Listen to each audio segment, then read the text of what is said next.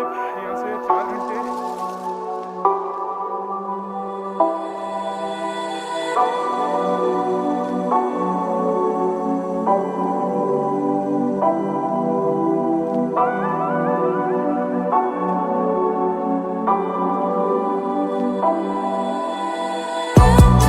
इसका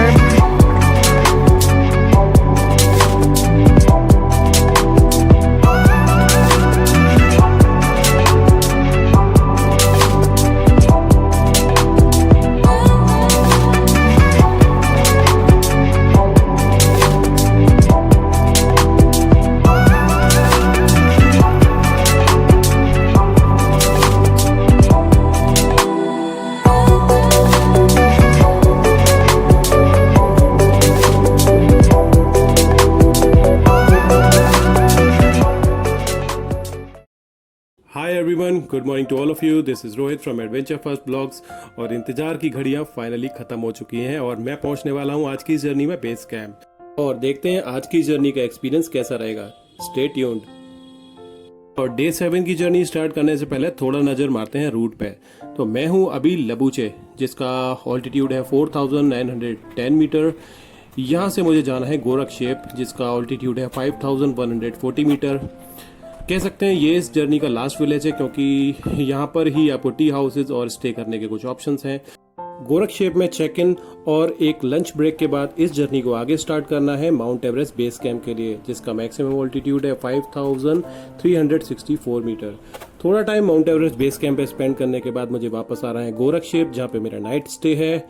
लेकिन आगे बढ़ने से पहले थोड़ी सी जानकारी लेते हैं इन माउंटेन रेंज के बारे में। गाइज, ऐसा कहा जाता है there are 14 mountains in the world which are over 8000 metre, यानी कि 26,247 feet above sea level, and they are known as 8,000ers. And these mountains are located in the Himalayan and Karakoram mountain ranges across Nepal, Tibet, China, India and Pakistan. और 8000ers club के 14 mountains में से 8 mountains सिर्फ और सिर्फ नेपाल में ही हैं। लेकिन आगे बढ़ते हुए अब मेरे पास अपॉर्चुनिटी थी 8000ers क्लब के 2 माउंटेन्स को एक्सप्लोर करना, यानी कि माउंट लोत्से और माउंट एवरेस्ट, जिनको मैं बहुत करीब से देखने वाला था। और हर माउंटेन लवर का इन माउंटेन्स को एक्सप्लोर करने का सपना होता है। अब टाइम था ब्रेकफास्ट का, और ब्रेकफास्ट करने के बाद इस जर्नी को आगे स्टार्ट किया। लेकिन आगे बढ़ने से पहले नज़र पड़ी वहाँ पर कंटेनर में रखे हुए पानी की। यूज़ करने पर मालूम पड़ा वो बिल्कुल फ्रोज़न वाटर है, और इसको देखकर ही आइडिया लगाया जा सकता है कि यहाँ का टेम्परेचर कितना होगा। और होटल से बाहर निकलते ही उस सर्दी का एहसास भी हुआ, क्योंकि ट्रैक पे काफ़ी तेज़ हवा चल रही थी और जहाँ तक निगाह जा रही थी वहाँ तक ट्रैक पर काफ़ी स्नो था। ये है वो रास्ता जो आगे गोरखशेप की तरफ जाएगा, और पीछे भी देखा जा सकता है वो है मेरा होटल जहाँ से मैंने आना शुरू किया। और थोड़ा आगे बढ़ने पर मैं मिला अंजन से, जो कि नेपाल के एक बहुत ही एक्सपीरियंस ट्रेवल गाइड है। वैसे तो उनसे मेरा मिलना कल रात को ही हुआ, क्योंकि हम दोनों ने सेम होटल में स्टे किया था। और डिनर करते हुए हमने काफ़ी सारा डिस्कशन किया। उन्होंने मुझे बताया कि वो 57 times mount Everest base camp जा चुके हैं, और लगभग नेपाल के हर टूरिस्ट प्लेस को उन्होंने कवर किया हुआ है। और अगर आप नेपाल आके किसी अच्छे गाइड की तलाश में हैं तो आप उनसे कांटेक्ट कर सकते हैं, जिनकी details I have already mention in the description panel.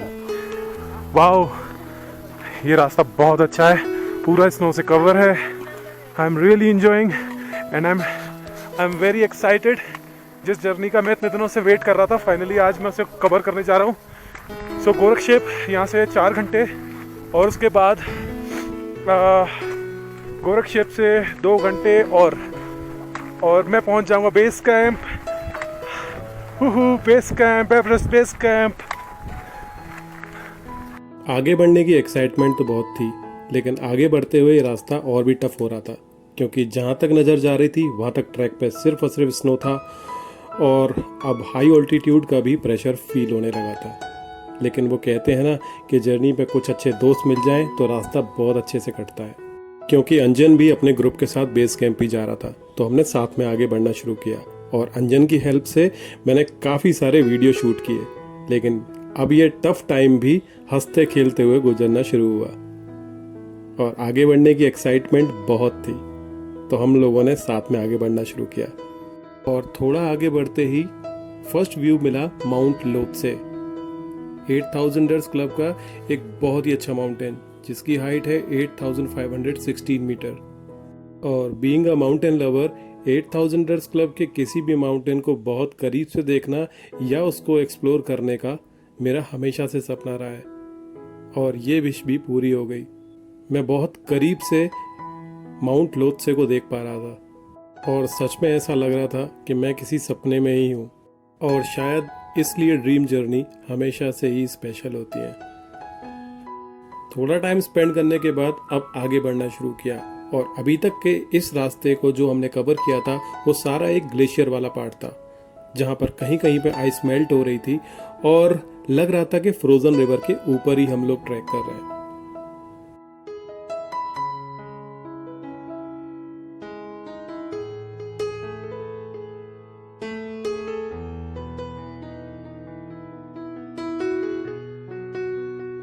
और उस फ्रोजन रिवर पर चलने का एक अलग ही एक्सपीरियंस था, लेकिन वो बहुत रिस्की भी था क्योंकि काफ़ी ज़्यादा स्लिप होने के चांसेस यहाँ पर थे।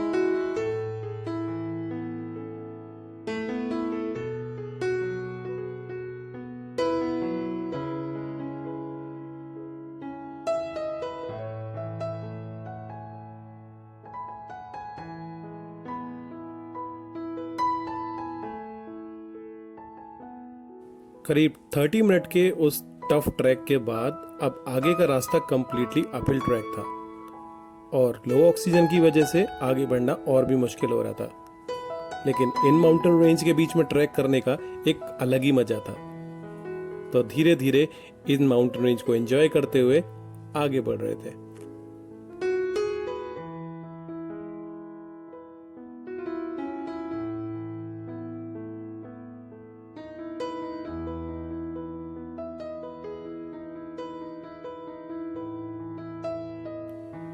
माउंट एवरेस्ट के ट्रैक का वैसे तो हर दिन का एक अलग एक्सपीरियंस है, लेकिन आज की जर्नी भी बहुत स्पेशल थी। वर्ल्ड की बेस्ट माउंटेन रेंज के बीच में ट्रैक करने का एक अलग ही मजा था।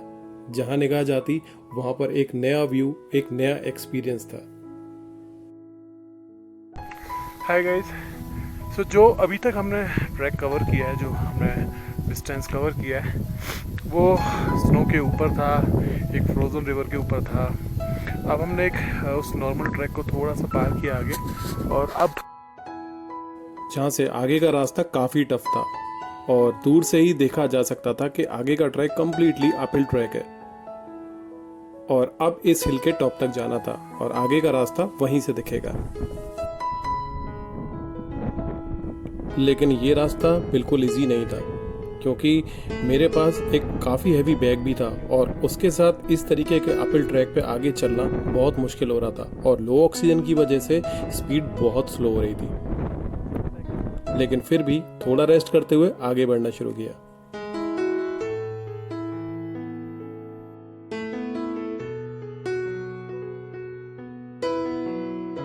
आगे का रास्ता तो टफ था, लेकिन आगे बढ़ते हुए माउंट एवरेस्ट के आसपास की पूरी माउंटेन रेंज अब बिल्कुल सामने ही थी और उसको देखते देखते बहुत मोटिवेशन आ रहा था आगे बढ़ने के लिए। थोड़ा आगे बढ़ने पर आगे का रास्ता थोड़ा सा अपहिल ट्रैक था। करीब 10 से 15 मिनट के इस डिस्टेंस को कवर करने के बाद फर्स्ट व्यू मिला मुझे कुंबू ग्लेशियर का और कुंबू ग्लेशियर को देखने का शायद मेरा चाइल्डहुड ड्रीम था। और कुंबू ग्लेशियर को देखने के बाद I was completely shocked. Guys, मुझे अपनी आंखों पे भरोसा नहीं हो रहा था कि मैं क्या देख रहा हूँ और शायद इसीलिए इसको हिमालय बोला जाता है क्योंकि इतनी स्नो मैंने पहले कभी भी नहीं देखी थी। लेकिन ये व्यू और इस ब्यूटी को देखने का कुछ ऐसा एक्सपीरियंस था जो ना तो कौन बनेगा करोड़पति का चेक दे सकता था और ना ही एक मर्सिडीज कार। ये एक बहुत ही अलग फीलिंग और एक बहुत ही अलग एक्सपीरियंस था और फर्स्ट टाइम मुझे मालूम था कि मुझे क्या चाहिए और क्या देखना है, क्योंकि बनाने वाले ने इस नेचर को क्या खूब बनाया है। हम इंसान तो इसको सिर्फ बिगाड़ ही सकते हैं।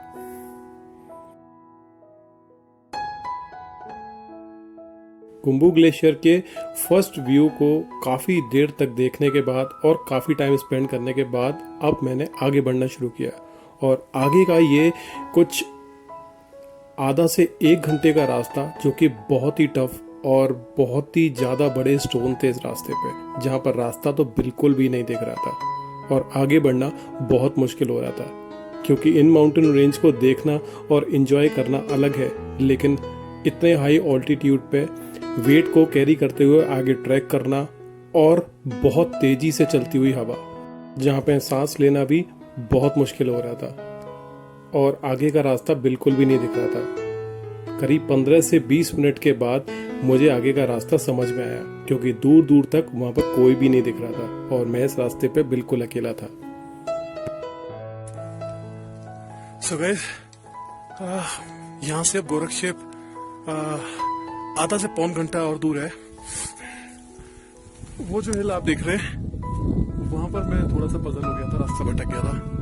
फिर थोड़ी देर वेट किया, थोड़ा सा और दिमाग लगाया, फिर 100 मीटर पीछे गया मैं।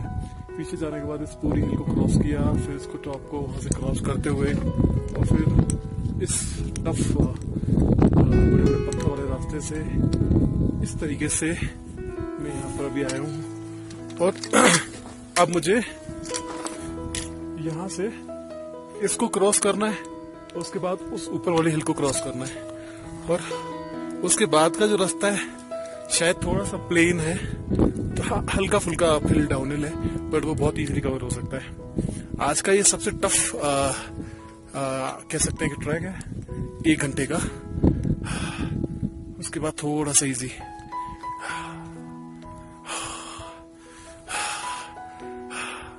देखते हैं आगे जाके क्या अपडेट है। So one update guys, finally मैं गोरक्षेप पहुंच गया। यह है गोरक्षेप का चेक पॉइंट। ये जर्नी बहुत थकाने वाली थी, daily 15-20 kilometre uphill track, altitude, काफ़ी कुछ, बट फाइनली 2 से 2.5 घंटे में बेस कैंप पहुंच जाऊंगा। It's like a dream come true guys.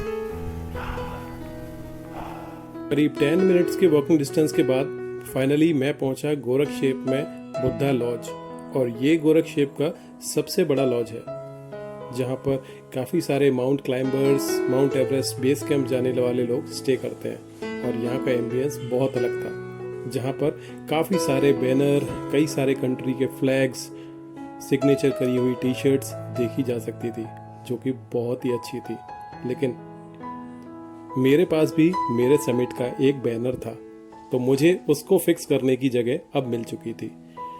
और इन फ्लैग्स को देखने के बाद मैं सोच ही रहा था कि यहाँ पर मुझे अभी तक इंडिया का फ्लैग नहीं मिला, लेकिन थोड़ा ढूंढने पर मुझे इंडिया का फ्लैग भी मिल गया और इसको देख के मुझे बहुत खुशी हुई। और इसी के पास मैं भी अपना बैनर लगाने वाला था, और देखते ही देखते मेरी वेलकम ड्रिंक भी आ गई, और ये था लेमन जिंजर, जिसकी प्रिपरेशन शायद थोड़ी सी अलग थी, क्योंकि इस तरीके की ड्रिंक मैंने यहाँ पर पहले कभी नहीं पी थी। 30 मिनट के शॉर्ट ब्रेक के बाद अब टाइम था माउंट एवरेस्ट बेस कैंप का, जिसके लिए मुझे था बहुत ही बेसब्री से इंतजार। तो अब माउंट एवरेस्ट बेस कैंप के लिए बढ़ना शुरू किया। वहां से वापस आते हुए कुछ और भी टूरिस्ट मिले, और थोड़ा उनसे आगे के रास्ते का अपडेट लेने पे मालूम पड़ा कि आगे का मौसम काफ़ी ख़राब हो रहा है, जहाँ पर स्नोफॉल स्टार्ट हो चुकी है और ट्रैक पे काफ़ी तेज़ी से हवा चल रही है। और ये बात सुन के मैं थोड़ा सा डिसअपॉइंट हुआ, क्योंकि मेरे पास आगे बढ़ने के अलावा कोई चांस नहीं था, क्योंकि मेरी वापसी की टिकट बुक थी और मेरे पास सिर्फ यही टाइम था माउंट एवरेस्ट को कवर करने का। और अब आगे बढ़ते हुए दिल और दिमाग में एक बहुत ज़बरदस्त जंग चल रही थी कि आगे बढ़ना है या नहीं बढ़ना, और हमेशा के जैसे मेरा दिल ही जीता और मैंने आगे बढ़ना शुरू किया। लेकिन आगे बढ़ते हुए मैं दोबारा से मिला अंजन से, क्योंकि मुझे मॉर्निंग में लबूचे के रास्ते में मिले थे, क्योंकि वो भी बेस कैंप जा रहे थे, तो अब हमने साथ में बढ़ना शुरू किया। लेकिन ये आगे का रास्ता मेरे लिए बहुत मुश्किल हो रहा था, क्योंकि मेरी बॉडी प्रॉपर एक्लिमेटाइज नहीं थी, जिसकी वजह से आगे बढ़ना अब मेरे लिए बहुत मुश्किल हो रहा था और काफ़ी हेडेक भी फील हो रहा था।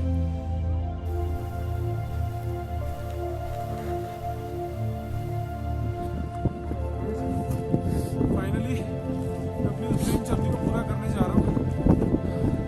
I am on the way of mount Everest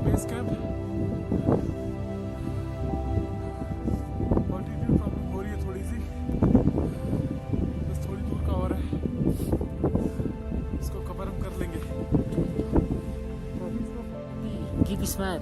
थोड़ी देर और फिर हम वहाँ पहुँच जाएंगे। वहाँ पहुँचने के बाद एवरेस्ट।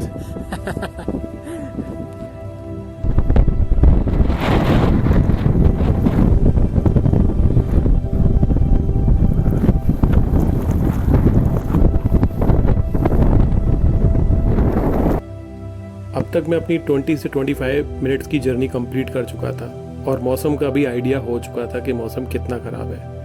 -20 से भी ज़्यादा टेम्परेचर और बहुत तेज हवा और उसके साथ साथ स्नोफॉल। और अब आगे बढ़ना और भी मुश्किल हो गया। एक एक कदम 10 कदम जैसा लग रहा था, लेकिन फिर भी मन में सिर्फ एक ही बात थी कि सिर्फ आधा घंटे और एडजस्ट करना है। और यहाँ पर भी मैं गिव अप करने के लिए बिल्कुल रेडी नहीं था। थोड़ा और आगे जाने पर कुंबू ग्लेशियर का एक बहुत ही अच्छा व्यू मिला और अब धीरे धीरे इन व्यू को एंजॉय करते हुए आगे बढ़ना शुरू किया।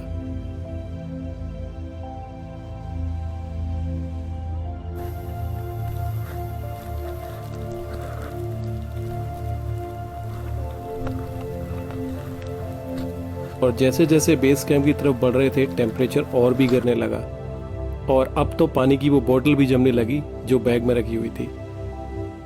अगर मौसम साफ है तो शायद ये रास्ता इतना टफ नहीं, लेकिन मौसम बिगड़ने पर किस तरीके की एक्सट्रीम कंडीशन यहाँ हो सकती हैं वो फर्स्ट टाइम मुझे देखने को मिला और ये भी एक बहुत अलग एक्सपीरियंस था। ऑल्टीट्यूड प्रॉब्लम की वजह से आई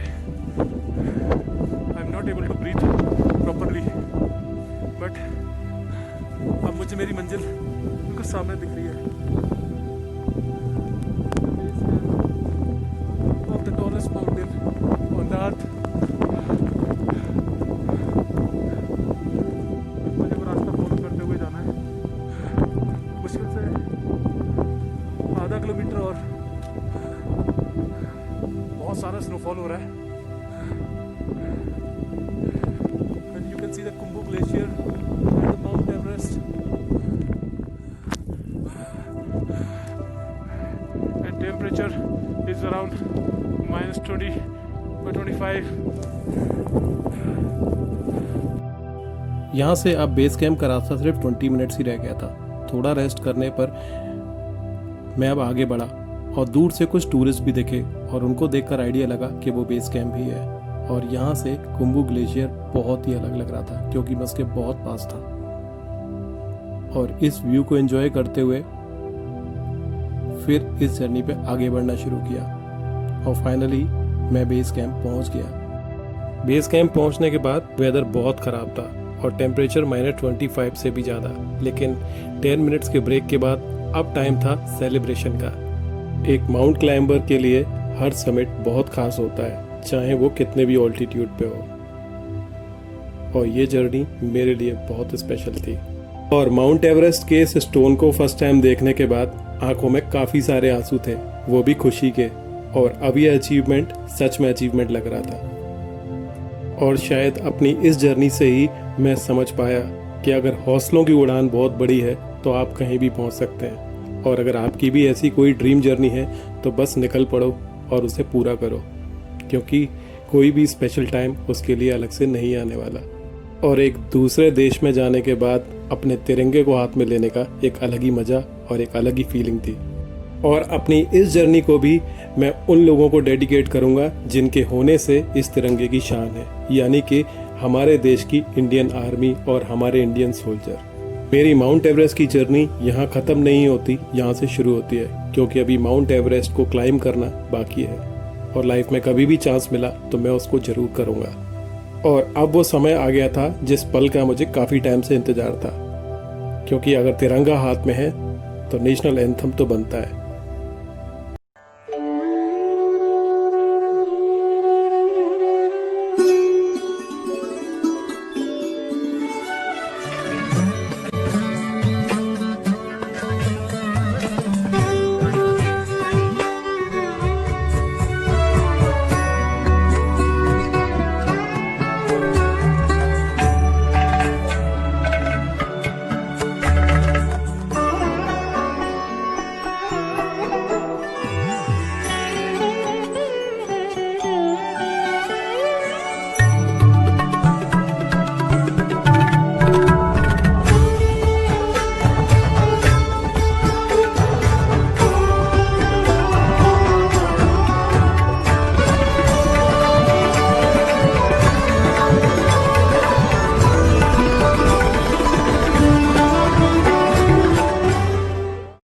माउंट एवरेस्ट बेस कैंप की जर्नी कंप्लीट करने के बाद अब मुझे वापस गोरखशेप आना था, और स्पेशल थैंक्स टू अंजन, जिसकी वजह से मैं काफ़ी सारे वीडियो शूट और रिकॉर्डिंग कर पाया।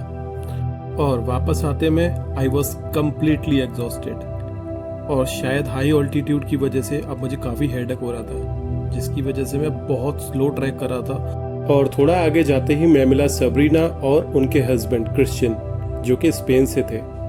वो भी गोरखशेप ही जा रहे थे, और उन्होंने नोटिस किया कि आगे बढ़ते हुए मैं काफ़ी अनकंफर्टेबल फील कर रहा हूँ। उन्होंने मुझे पानी ऑफर किया और कुछ मेडिसिन भी, और वहाँ से गोरखशेप तक वो मेरे साथ ही आए और कुछ अच्छी टिप्स भी शेयर करी, जिससे हाई ऑल्टीट्यूड एरिया में बहुत अच्छे से एक्लिमेटाइज किया जा सकता है। और वापस आने पर मालूम पड़ा कि उन्होंने भी उसी होटल में स्टे किया है जहाँ पर मैं हूँ। हमने साथ में ही डिनर किया और काफ़ी सारा एक्सपीरियंस शेयर किया। Special thanks to Sabrina and Christian. करीब 1 से 1.5 घंटे के उस टफ ट्रैक के बाद अब मैं गोरखशेप वापस आ गया था, और अब मौसम भी थोड़ा सा साफ हो चुका था। गोरखशेप आने के बाद मेरे माउंट एवरेस्ट बेस कैंप के समिट के इस बैनर को यहाँ पर देखा जा सकता है, जिसके लिए मैंने स्पेशल जगह देखी थी। माउंट एवरेस्ट डे 7 की जर्नी यहाँ ख़त्म होती है। आगे की जर्नी कल स्टार्ट करेंगे। तब तक के लिए goodbye and take care.